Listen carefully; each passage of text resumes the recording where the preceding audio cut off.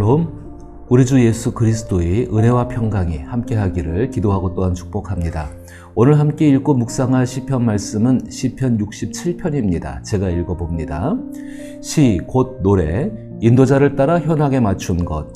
하나님은 우리에게 은혜를 베푸사 복을 주시고 그의 얼굴빛을 우리에게 비추사 주의 도를 땅 위에 주의 구원을 모든 나라에 알리소서. 하나님이여 민족들이 주를 찬송하게 하시며 모든 민족들이 주를 찬송하게 하소서. 온 백성은 기쁘고 즐겁게 노래할지니 주는 민족들을 공평히 심판하시며 땅 위의 나라들을 다스리실 것임이니이다. 하나님이여 민족들이 주를 찬송하게 하시며 모든 민족으로 주를 찬송하게 하소서. 땅이 그의 소산을 내어 주었으니 하나님 곧 우리 하나님이 우리에게 복을 주시리로다. 하나님이 우리에게 복을 주시리니 땅의 모든 끝이 하나님을 경외하리로다. 아멘. 우리는 언제나 고정된 생각 속에서 성경을 보려고 합니다. 이미 자기가 가지고 있는 어떤 생각들, 그 생각들로 성경을 이해하려고 합니다. 그런데 참된 묵상은 그 모든 생각들을 다 내려놓고 그 말씀 속에서 무엇을 말하는지, 특별히 성령께서 무엇을 말씀하시는지를 기다리고 또 그것을 듣는 것이 묵상의 참된 의미일 것입니다. 시편 67편은 작가가 누구인지 알 수 없는 시, 곧 노래라는 제목을 가지고 있죠.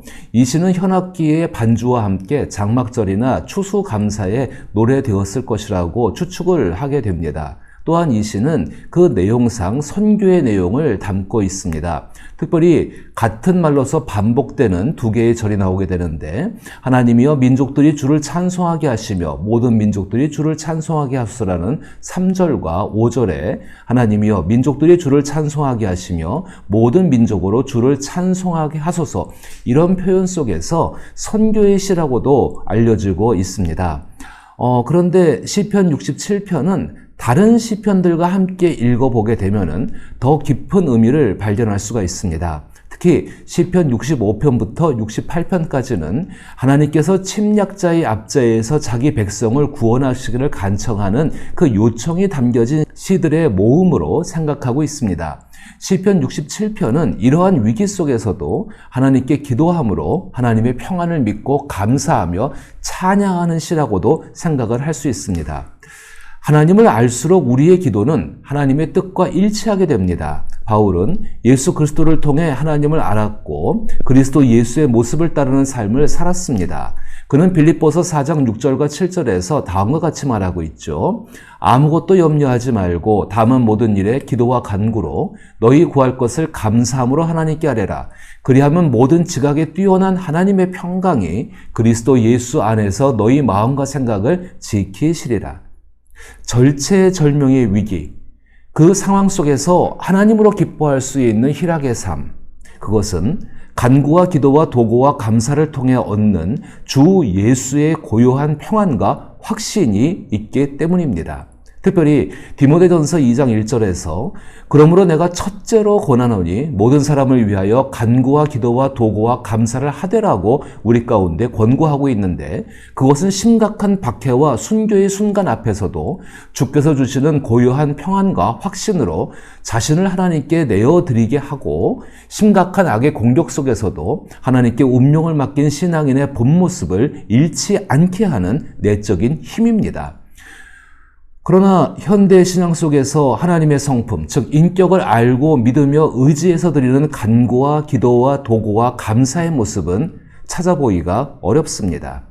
고요한 평안과 확신보다는 당장의 어떤 결과와 자극적인 것을 얻기를 원합니다.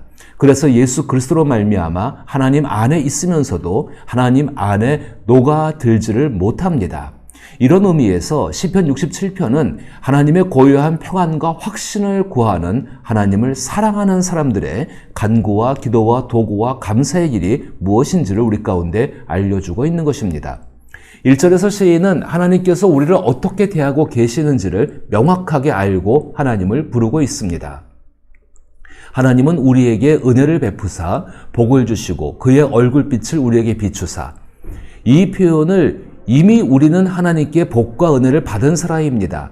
이미 하나님은 환한 얼굴빛으로 우리를 찾아오셨고 그리고 오늘보다 더 나은 복된 사람을 만드십니다. 우리의 내일을 보시는 하나님의 얼굴은 환하게 빛나십니다라고 생각해 볼 수 있습니다. 그러하다면 이미 시인은 하나님께서 하나님을 찾는 사람을 어떻게 대하시는지를 명확하게 알고 지금 기도하고 있다는 것입니다. 나와 대화하는 대상이 누구인지, 그가 나를 어떻게 대하실지를 생각하는 것은 관계의 기본 중의 기본입니다. 기도는 하나님과의 친밀한 관계 속에서 이루어지는 하나님과의 인격적인 대화입니다. 하나님과 그리스도인의 관계는 끊을 수 없는 친밀한 사랑의 관계입니다. 친밀한 관계는 이미 이루어진 관계를 지속하고 성숙해지려는 노력 속에서 하나가 되어 가는 것입니다. 그리스도인들은 이미 주 예수 그리스도의 행하신 일들과 성령의 도우심으로 하나님과 떨어질 수 없는 관계에 있습니다. 이미 하나님은 환한 얼굴빛으로 우리에게 복과 은혜를 기쁨 속에서 주고 계십니다. 2절은 시인의 간구입니다. 간구라는 말은 간절하게 이루어지기를 바라는 일에 대한 청원입니다. 주의 도를 땅 위에 주의 구원을 모든 나라에 알리소서. 2절의 의미적인 해석은 주께서 어찌 일하시는지 온 나라가 보게 하시고 주께서 어찌 구원하시는지 모든 민족이 알게 하소서입니다. 하나님과 시인의 관계는 하나님과 사랑에 빠진 관계입니다. 하나님과 사랑의 관계에 빠져버린 시인은 하나님께서 선하신 인격을 따라 말씀과 약속을 이루어가시는 일이 땅 위에 있는 모든 나라와 민족이 알게 달라고 간구하고 있습니다. 하나님과 사랑에 빠져버린 시인은 흔하게 겪는 사랑병처럼 자기의 생각과 주장과 요구보다 사랑하는 하나님의 바람이 이루어지기를 간구하고 있는 것입니다. 3절에서 5절은 시인의 도고입니다. 도고는 다른 사람을 위해 하나님께 구하는 것입니다. 흔히 중보기도라고도 말들을 하지요. 시인이 말하는 다른 사람은 하나님께서 사랑하시는 사람, 하나님을 사랑하는 사람, 그리고 장차 하나님께서 사랑하실 사람과 장차 하나님을 사랑할 사람들입니다. 하나님이여, 민족들이 주를 찬송하게 하시며 모든 민족들이 주를 찬송하게 하소서. 온 백성은 기쁘고 즐겁게 노래할지니 주는 민족들을 공평히 심판하시며 땅 위의 나라들을 다스리실 것입니다. 하나님이여, 민족들이 주를 찬송하게 하시며 모든 민족으로 주를 찬송하게 하소서. 3절부터 5절의 의미적인 해석을 살펴보면은 하나님, 사람이 주께 감사하고 주님을 기뻐하게 하소서. 주님은 흩어져 있는 모든 자를 공명정대하게 심판하고 보살피는 분이십니다. 모든 사람들이 하나님의 인격으로 행복해지고 그 행복 큰 소리로 이야기하게 하소서. 하나님, 사람들이 주께 감사하고 주님을 기뻐하게 하소서. 모든 민족이 주께 감사하고 주님을 기뻐하게 하소서입니다. 하나님과 사랑에 빠져버린 시인은 하나님께서 하나님의 인격을 따라 준비하신 모든 선물을 실제적으로 경험하고 있습니다. 시인은 자신이 받는 사랑을 모든 사람에게 주시기를 원하는 하나님의 마음을 느낍니다. 그래서 시인은 자신이 받은 선물과 하나님의 사랑을 모든 사람들이 받아들이기를 구하고 있는 것입니다. 6절과 7절은 시인의 감사입니다. 감사는 하나님을 잊지 않고 기억하며 영광을 돌리는 것입니다. 땅이 그의 소산을 내어주었으니 하나님 곧 우리 하나님이 우리에게 복을 주시리로다. 하나님이 우리에게 복을 주시리니 땅의 모든 끝이 하나님을 경외하리로다. 6절과 7절의 의미적인 해석을 제가 말씀드리면은 하나님의 선한 인격을 품고 있는 땅아, 너의 풍요로움을 드러내어라. 오 하나님, 우리에게 복을 내리소서. 온 땅아, 주께 영광을 돌릴지어다입니다. 감사는 기도와 간구와 도고의 마침입니다. 시인의 감사는 자신을 사랑하시는 하나님의 인격에 기초를 두고 있습니다. 특히 우리 하나님이라는 표현은 개인이나 이스라엘 민족만을 말하는 것이 아닙니다. 하나님을 사랑하는, 하나님 사랑을 받아들이는 모든 사람의 하나님임을 말하고 있는 것입니다. 시편 67편을 하나님 사랑에 빠져버린 시인의 마음으로 읽어보면 모든 사람이 하나님의 사랑을 받아들이고 하나님께서 베푸시는 하나님의 선한 인격으로 충만해지기를 바라는 시인의 기도라고 말합니다. 그리고 그 사랑에 매여 자기의 희생을 감당하는 선교적인 삶을 살겠다는 결단이 담긴 노래라고 저는 생각을 합니다. 예수께서 이 땅에 오셨을 때의 종교적인 배경은 유대교였습니다. 유대교는 기원전 5세기에 히브리 성경을 바탕으로 바벨론의 포로 생활에서 돌아온 사람들에 의해서 시작되었습니다. 하나님은 유대교를 만들지 않으셨습니다. 그런데 이런 유대교의 종교적 전통과 행위와 특히 기도는 현재의 기독교인들에게 지대한 영향을 미치고 있습니다.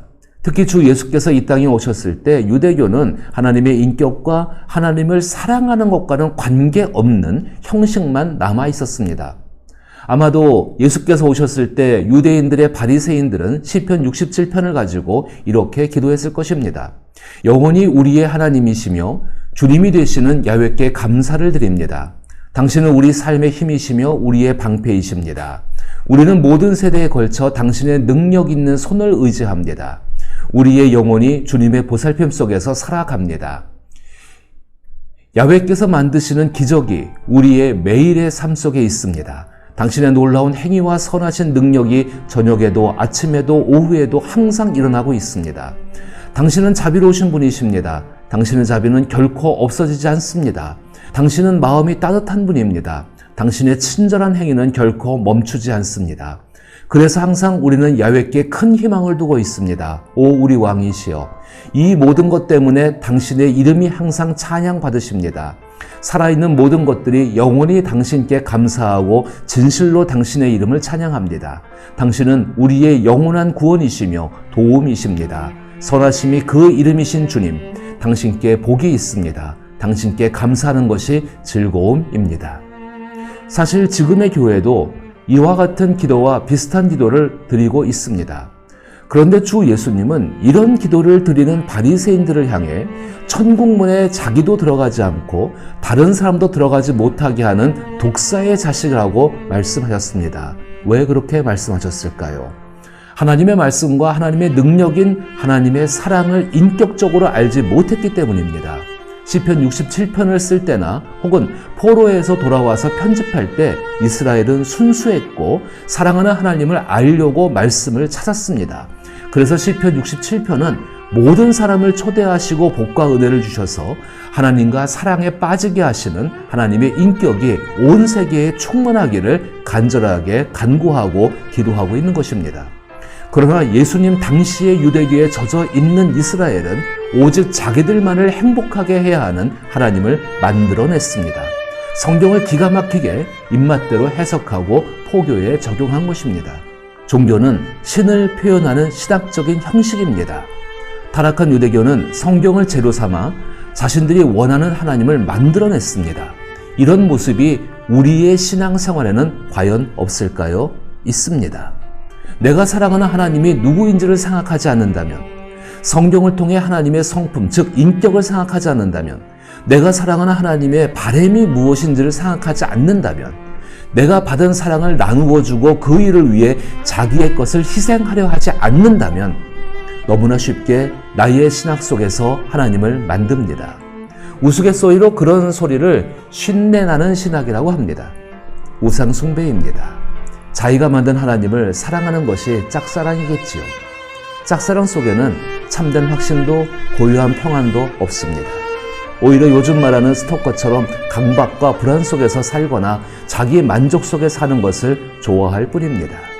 이제 시편 67편에 하나님과 사랑에 빠져버린 사람의 간구와 기도와 도고와 감사가 담긴 사랑의 노래를 마음에 담고 하나님께서 주 예수 안에서 베푸시는 복과 은혜를 성령과 함께 누리며 살아가기를 나사렛 예수 이름으로 축복합니다.